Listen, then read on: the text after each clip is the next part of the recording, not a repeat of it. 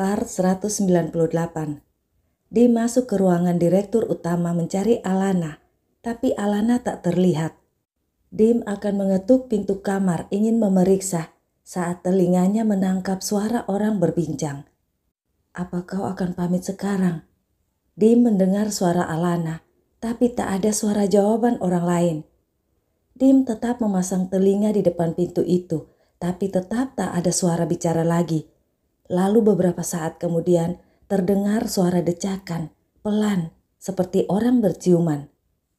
Karena penasaran, Dim tetap di situ sampai terdengar desahan lirih. Alana bercinta?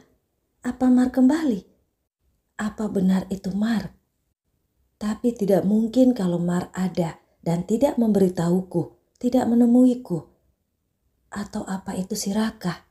Tebak Dim dalam hati dengan gelisah. Dia akan menginterogasi Alana nanti, mencegah Alana melakukan kesalahan. Dim pun keluar dari ruangan direktur utama itu dan menutup pintu serta menguncinya dari luar. Pintu itu takkan bisa dibuka dari luar kecuali dibuka dari dalam atau menggunakan kunci. Dan kunci pintu itu hanya dia dan Alana yang pegang. Dim bukan melindungi Alana kalau Alana berbuat yang tidak senonoh di dalam. Tapi supaya tak ada yang bisa nyelonong masuk ke ruangan itu dan menyebar cerita yang akan membuat masalah nanti. Dim kembali ke ruangannya dengan diam-diam. Sementara Mark menumpahkan hasrat yang sudah lama ditahannya. Dia mencumbu Alana sampai Alana tak bertenaga, baru Mark berhenti. Tapi Mark tak berhenti menciumi Alana. "Ini terakhir kalinya, itu sebabnya aku tak menolakmu. Setelah ini, setialah pada wanita yang jadi pilihanmu. Jadi suami yang baik dan bertanggung jawab," kata Alana pelan, lalu turun dari tempat tidur. Kata-kata Alana itu agak mengganggu Mark, tapi dia hanya bisa diam dan melirik Alana yang berganti pakaian juga berganti penampilannya. Mark yang bangun dan mengganti pakaiannya juga menatap Alana tak berkedip. "Kau mau kemana dengan penampilan secantik ini? Aku jadi ingin melahapmu lagi," kata Mark kembali menarik Alana ke pelukannya. "Aku akan memotong pistolmu itu kalau macam-macam dan tak melepaskanku," ancam Alana. Mark tertawa lalu mencium Alana. "Terima kasih," kata Mark dan melepas pelukannya pada Alana. 3, 2, 1. Alana membawa Mark ke tempat pelatihan khusus. Mark terkejut. "Ini tak jauh dari kantor," gumam Mark. "Iya, lewat lift rahasiamu itu ke tempat parkir basement. Lalu aku buat terowongan ke sini dengan pintu rahasia. Hanya butuh 7 menit berjalan kaki. Itu untuk mengantisipasi bila ada hal darurat terjadi di kantor, mereka akan cepat tiba di kantor. Aku bangun ini bertahap, sedikit demi sedikit, sejak saat kau masih dalam penyembuhan dulu. Maaf kalau aku diam-diam dan tak izin padamu terlebih dahulu. Oh ya, saat ini ada 185 orang yang baru dilatih dan sudah terlatih. Mereka boleh dikatakan agen rahasia kita dengan syarat-syarat khusus. Semoga mereka setia dan tak membocorkan tempat ini. Saat dulu kau menyewa dari jasa keamanan, itu tak aman dan biayanya sangat mahal. Sekarang kita punya orang-orang sendiri untuk menjaga. Sebagian mereka aku pekerjakan sebagai karyawan sesuai pelatihan tambahan mereka. Mereka menyamar jadi karyawan di tiap divisi perusahaan. Mike ketua di sini, jelas Alana. Jelas terlihat kalau Mark sangat takjub. "Kalau tempat Pedro ditahan, jauh dari sini?" tanya Mark. "Kau kan sudah ke tempat itu?" tanya Alana balik. Mark tersenyum keki. "Mike-mu itu yang membawaku. Mata dan mulut harus tertutup. Aku juga membayarnya dengan mahal," kata Mark menggerutu. Alana tertawa mendengarnya dan memasuki ruangan besar seperti sebuah aula. Mark pun mengikuti. Mike si pelindung terkejut dan langsung berlari mendekat dan menunduk hormat. "Tuan, selamat datang Tuan dan Nyonya," sambut Mike gugup. Tak lama, Henry yang melihat Alana datang berlari juga dan menunduk memberi hormat. Saat kepalanya dia angkat, dia tak berhenti menatap takjub pada Mark. "Siapa pria ini? Dia sangat tampan," kata Henry dalam hati. Mike berbisik pada Henry dan dengan cepat Henry membunyikan peluit. Dengan cepat juga seratusan orang berbaris rapi dan tertib. "Ini Nyonya dan Tuan datang berkunjung, cepat beri hormat," perintah Henry, dan barisan itu pun mengikuti perintah Henry. Mata semua di barisan itu terpana pada dua sosok di depan.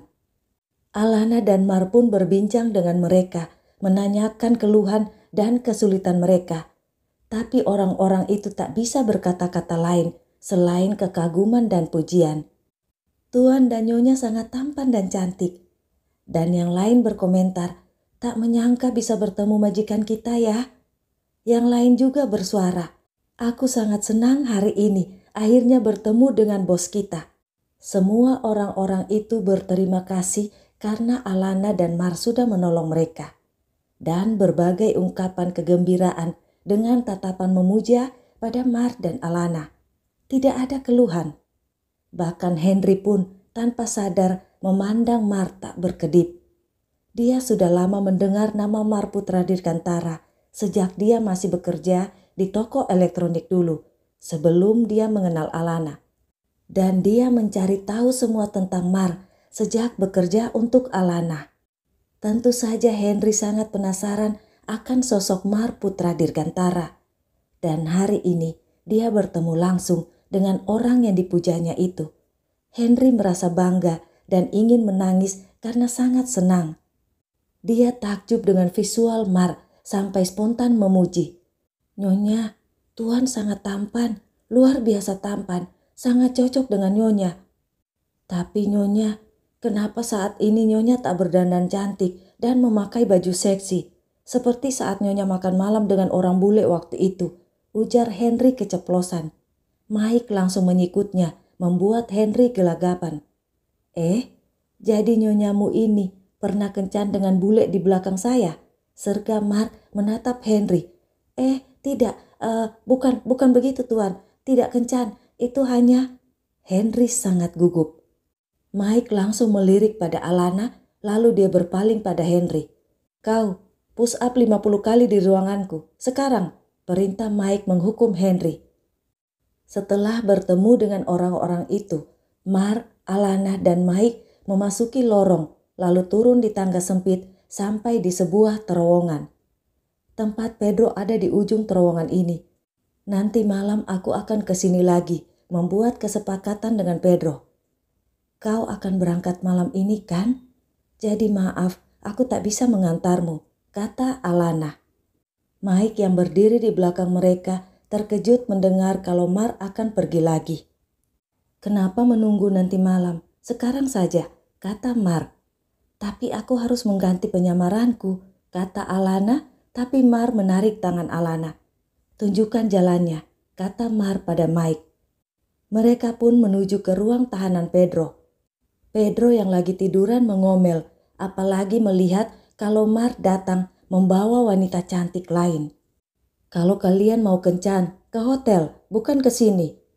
Apa kau sengaja mau pamer, kau bawa gadis lebih cantik ke sini?"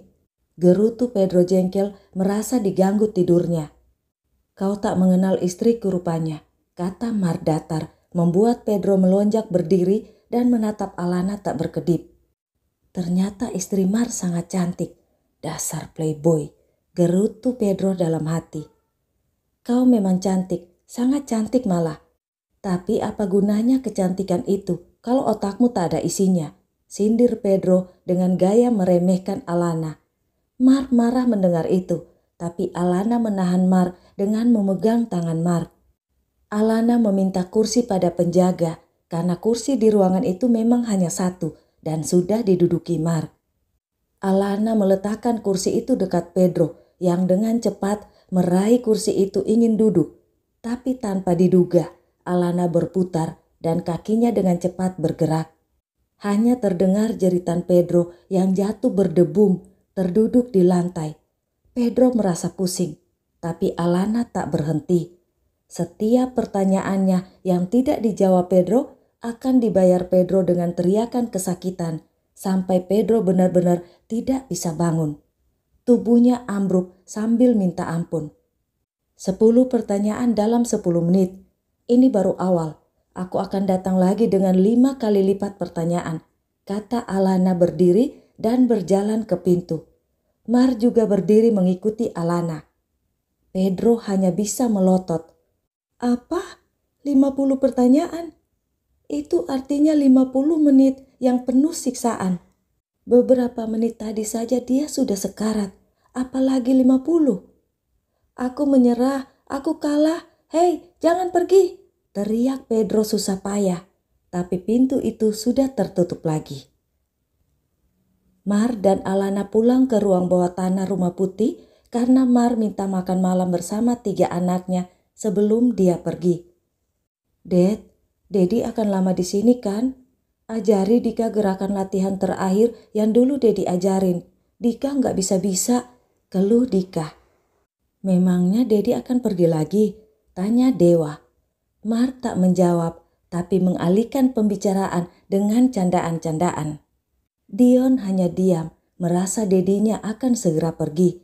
Dan benar saja, di tengah malam dia melihat Dedinya keluar dari kamar maminya, lalu pergi. Tak lama kemudian, Dion melihat maminya keluar kamar dan duduk sendirian, menangis. Dion tahu apa artinya itu. Dion pun menangis. I'll be waiting for you